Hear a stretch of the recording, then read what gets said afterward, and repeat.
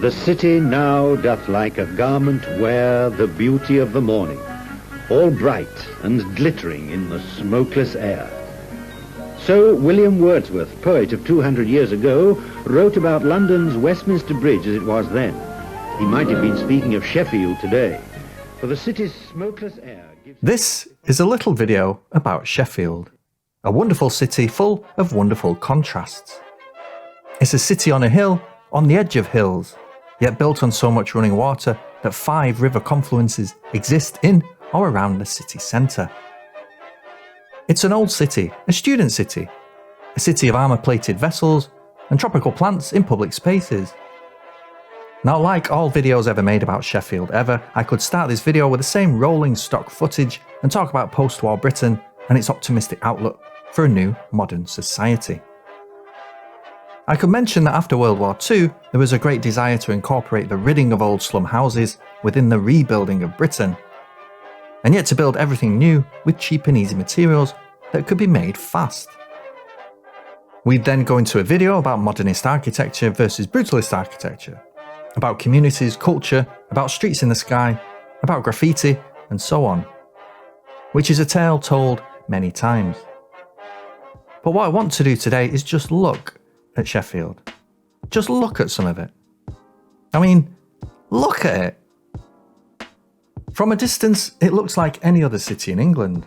A former industrial powerhouse that went into economic decline, was touched in a bad way by the hand of post-war urban planning, and is now filling itself up with shiny glass buildings.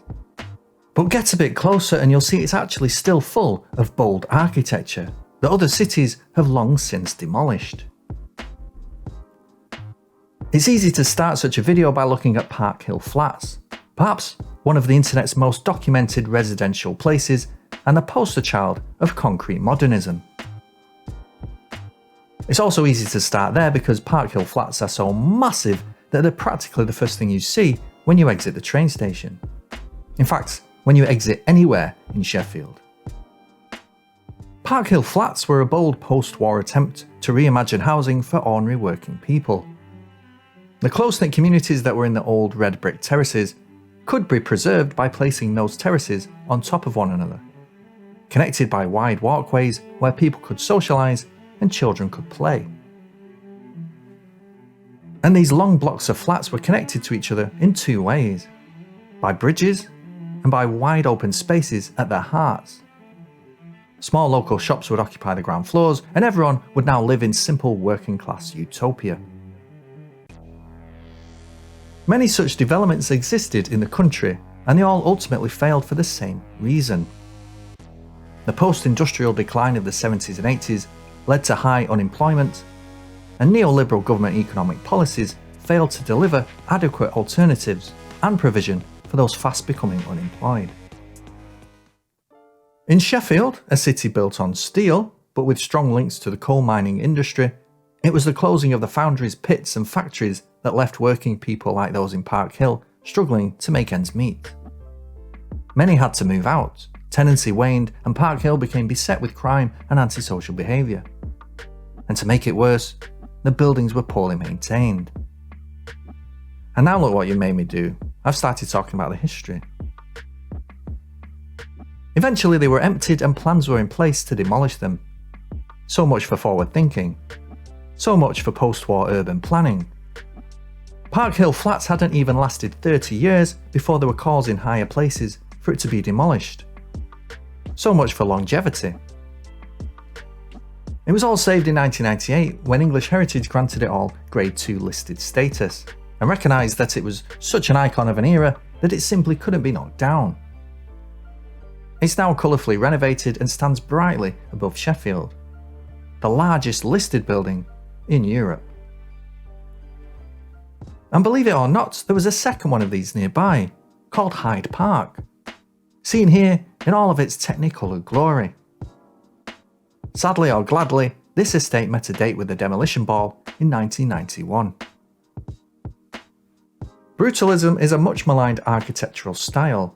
In fact, it's perhaps the most controversial in the entirety of human history. Its cold, concrete simplicity is not pleasing to most eyes, and its sharp corners and straight lines take every last vestige of natural organic form away from the environment. It's not human friendly. But while some of it can be redeemed with a bit of clever adaptation, some of its more extreme forms are so unbelievable as to be completely and utterly bonkers. And this brings me to the next building on the list, this massive concrete box on Moore Street. This is brutalism taken to its most extreme. A windowless concrete box 5 or 6 stories high that looks like it dropped out of the sky after being shed by a passing alien spaceship. It looks like the kind of thing an architect put together as a first draft on a napkin and then forgot to follow up on. I mean, not only has it got no windows, but it looks like it's got no doors too. It's a building that hits you like a good Yorkshire fist to the face when you first see it. And you can't help but see it. It makes sure you see it. It makes sure you see it and never ever ever forget it. And if you do, it'll come to your house after dark and squash you and everyone you care about. It's fucking brutal. But like any meathead, when you look beyond the ugliness you realise there's actually quite a lot of complexity going on. It might not be delicate, but this is a building with a cornice, pilasters and rusticates. The staircase here looks like a decorative ribbon on a gift box of doom. And because it's an electricity substation, you just know that the insides are probably very mundane and boring. But something about it outside still makes you want to go in. Something makes you imagine what the hell this place has within those windowless concrete walls. And oh yeah, it's also a listed building. A classic modernist design, this is Sheffield University Arts Tower. It looks very much like this tower in Manchester, and even the much larger Seagram building in New York. And that's because it's supposed to. Not exactly, but the simple style leaves little room for distinction. It's about as straightforward an office building as they come. It looks like how a child would draw an office building. I mention it because it's the second highest building in the city and pretty much a local landmark these days. But also because it has one of the country's last remaining paternoster lift systems, which are so rare I've never seen one before, and I must admit, seem absolutely loopy to me. Small boxes that continuously move and you just step in and out of? What? The Crucible Theatre has a justifiable claim as one of the most advanced theatre designs in Europe. Arguably the most famous building in Sheffield is in fact this, the Crucible Theatre. Why? Because somehow this is the epicentre of global snooker. It's a mecca for people who like to sit silently in dark rooms watching men poke at balls with their sticks. Not to Mecca Bingo, which is across the road by the way.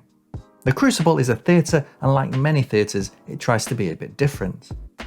Or at least it did, when it was built in 1971.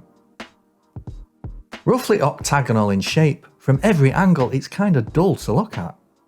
But how many major city art venues have survived this long by being dull? None. Except here in Sheffield, because that's the power that buildings can have over a community. In the old days, it was churches that had the real power over a community. They were big, commanding, often lavishly decorated superstructures meant to inspire. This church, opened in 1959, is not, well, pretty, but is arguably greater because it dares to be different. This is St Paul's in Parsons Cross. It's essentially 2 long brick walls connected by a barrel vault roof. The other 2 vertical surfaces are almost completely glass, maximising the amount of light. It's the simplest building we've looked at yet.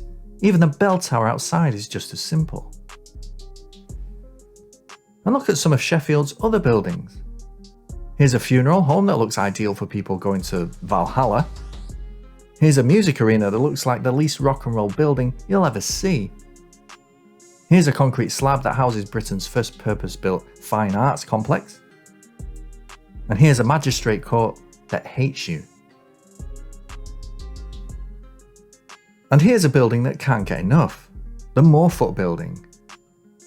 It's been nicknamed the Aztec Temple for obvious reasons. It's massive, it's stepped, and it's red. It's fascinating because from every single angle it looks like a step pyramid, or the rugged slopes of a hill. But from above you can actually see a couple of hexagons squashed together like two tectonic plates, forcing the insides upwards. So, like some mountains then. Again, it's dominant, like its neighbour the substation. It doesn't want to blend in. Like Park Hill, it wants you to look at it. It wants to draw the eye upward. And it was made with little regard for its surroundings, including the ancient street called the Moor, which is brought to a sudden halt at the base of this blockbuster blockade. Buildings like this are so dominant that they inspire irritation. In the 2020s, new buildings try and be as bold, but fall flat on their face. And as cold and inorganic as brutalist buildings are, I'm actually beginning to like some of them. I like them because they are of an era, because they stick out in a way that wouldn't fly today. Post-war buildings have always suffered from a lack of beauty, and you can look at anything built in the last 10 years and wonder what happened to human creativity. But brutalism deconstructs architecture to such an extreme basic form that it starts to merit its own kind of beauty. It's the punk rock of the architectural world, even if the people behind it were anything but. They don't fit into a natural environment, and they don't seem to fit into a human environment. They're like beyond urban. And they're definitely not very organic, but then humans are weird. Why do we like straight lines and flat surfaces? There's nothing natural about straight lines and flat surfaces, yet we find them attractive. But my favourite building in Sheffield, for personal reasons known only to me and the person who showed it to me, is in this part of the city. No, it's not the fantastic winter gardens full of greenery and bright tropical flowers, nor the peace gardens with this bright, vibrant fountain. It's this car park. This ugly, multi-storey car park. This ugly cheese grater that just dominates this part of the city without apology. It's jagged, it's sharp, unwelcoming, and to a certain extent, aggressive. But it reminds me of a happy day, a lovely person, and a joke shared between two shy people. And that's the power of buildings. They remind us of our own delicate humanity. Yes, they've an understandable pride. They're Yorkshire, English, with deep and trusted roots. But they're not standing still, far from it. They've made good changes here these last few years. It's truly a city on the move.